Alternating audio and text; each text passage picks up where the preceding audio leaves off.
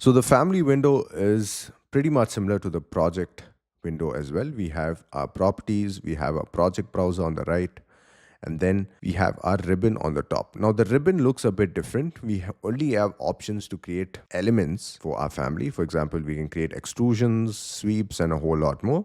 We can of course insert CAD file and a PDF file, and we can only import them but not link them. So that's important to know. We can add of course dimensions, and then we have view, manage, and modify.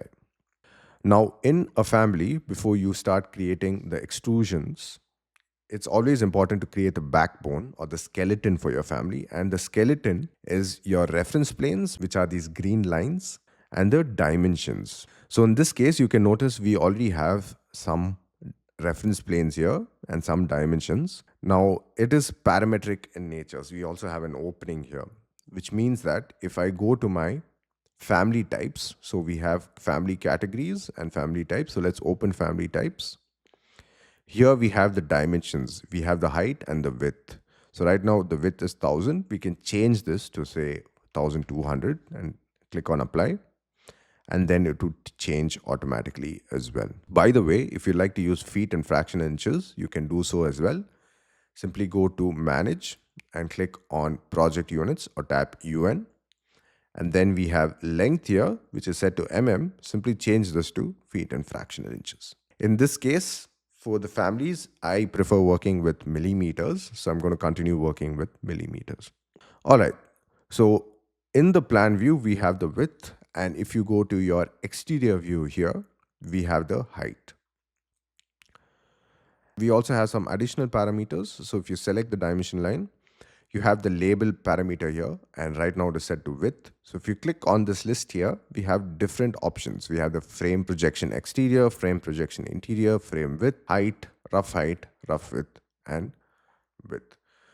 Now, in my case, what I'm going to do is I'm going to change the width to rough width because this is the rough opening. So I'm going to select the width and change this to rough width. Similarly, I'm going to go to the exterior side and I'm going to select the height and change this to rough height because the rough width and rough height indicates the exact opening from the wall edge to the next wall edge, and it is not from the frame edge to the next frame edge. Now this here is a frame which is sitting on the outside. So if I go to my 3D view, you can notice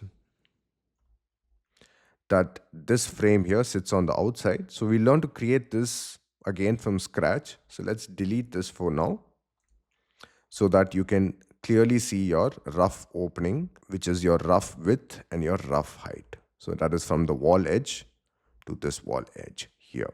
Perfect. So we've set up our family to start creating the door. So like I said, you'll need to first start creating some reference lines and then create your extrusions. So in the plan view, which is floor plans, you need to double click here to open the plan view. So in your plan view, we can start creating our reference planes. Simply go to create and click on reference plane here or tap RP and then create a reference plane on the left here from top to down and on the right here as well. Perfect.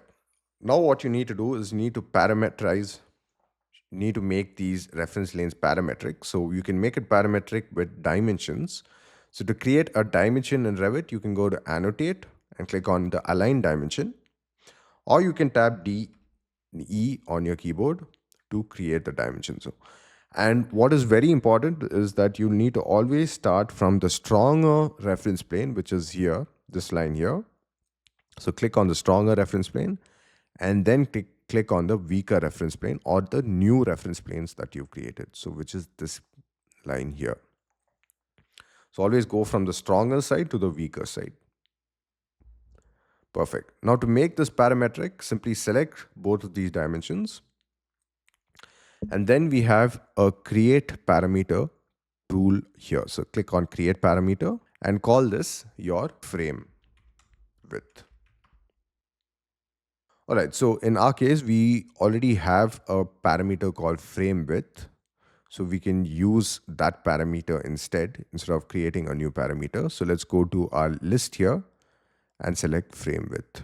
there would be instances where we need to create some new parameters. So in that case, we can use the new parameter tool. Perfect. So I've created the frame width in our plan view. I'll need to create that in my front view as well. So let's go to our exterior side here and let's create the reference plane again. So RP, create a reference plane this way, DE to create the dimension, and go from top to down, which is from our stronger reference plane to our weaker reference plane. Select this dimension and select frame width. Now, what do I mean by stronger reference plane and weaker reference planes? When you select a reference plane in Revit, you can select them with your tab key as well. You can notice that in our properties window, it belongs to a certain type. So in this case, it belongs to the top reference plane, which means it is a stronger reference plane. But when you select a newer reference plane, you can notice that it belongs to a weak reference. Similarly, when I go to my floor plan view, for example, when I select this middle reference plane here, it belongs to center left right, which means that it is a stronger reference plane. So all these reference planes here, strong reference, left, right, center, top, bottom, are all stronger reference planes.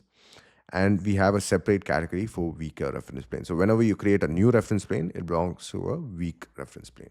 Perfect. So I've created the dimensions and I've created the reference planes. Let me quickly go to my exterior side. What I would also like to do is create my families more professionally, and this would please your next BIM manager as well. It would be a good idea to change the colors of the new reference planes. So if you'd like to change the colors of the new reference planes, simply go to Manage, click on Object Styles, and then under Annotation Categories, you have your reference planes here. Click on New Subcategory and call this Reference Plane. So it'd be a subcategory of reference planes. So click on OK and then change the color to, say, for example, red, and the line pattern to aligning line. Now click on OK, and what you can do now is select all your new reference planes and change the subcategory to reference plane new. So now you can notice that it is red in color, which indicates that these are the new reference planes in this family. If you go to your floor plan here, you can notice that it changes automatically in our floor plan as well, which means that reference planes are actually 3D lines, which means that if you draw it in your floor plan, it will automatically show up in your elevation views as well. So that is these lines here. So that is important to know and understand as well. All right. So in the next video, we'll start creating our extrusions. We've created new reference planes here. We'll start creating the extrusion from the next. So I'll see you guys in the next video. Cheers.